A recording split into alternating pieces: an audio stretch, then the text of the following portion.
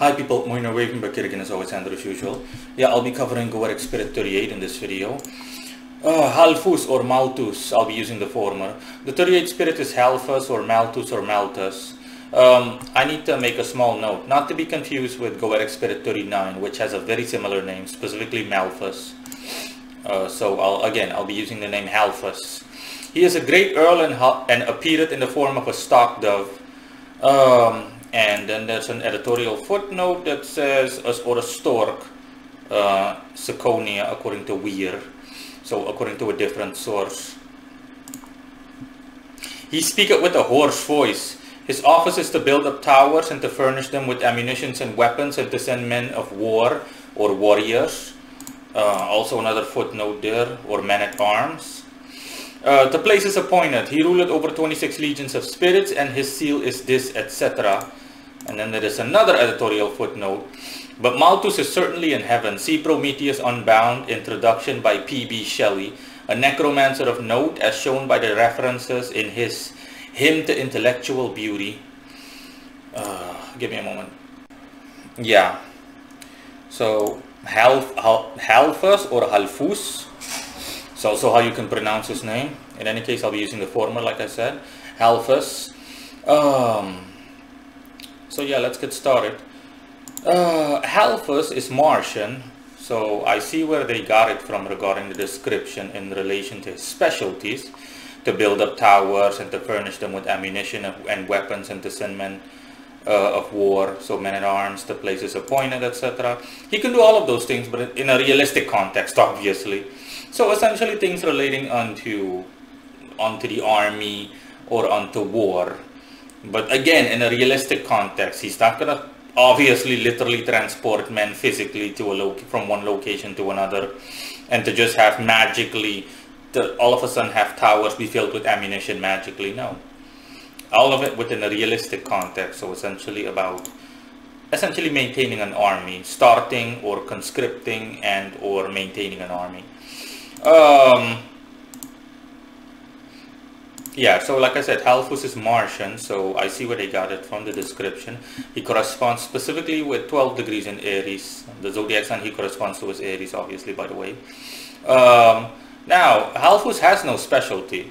Other than what the description says, like I said, in a realistic context just now, he covers all things of a Martian nature, all things relating unto Aries, the zodiac sign Aries. Think of athletes that want to improve, or would-be or wanna-be athletes that want to turn into actual athletes, that want to not only start off well and strong, literally and figuratively, but maintain that level of strength.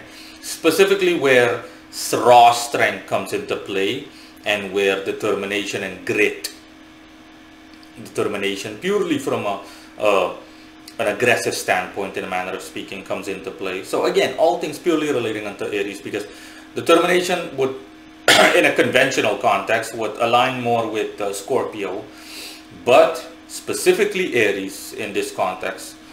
So that's what I mean. Don't get the two confused.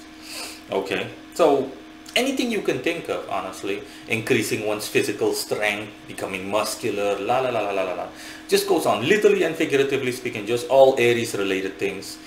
Halphus has no specialty. I repeat, Halphus has no specialty. Everything is flat, essentially. So think of a skill level being neutral. That's it. And also don't expect him to, for example, impart tremendous wisdom upon you. No. His skill level is on a scale of 0 to 10, a 5, or a 6 at absolute best. It's average. Okay? His skill set and everything that he can provide you with is average. His Martian skill set, his Aries skill set specifically. Now, when it comes to what time of spirit Halphus is, he is a fallen angel.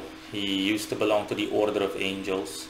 So that third editorial footnote where it says that he's most certainly in heaven, you can safely dismiss that. That's not outright misinformation, okay? It's simply an incorrect source, or incorrect information from a source that is incorrect in this context, regardless of the who, the where, the what, the why, and the how.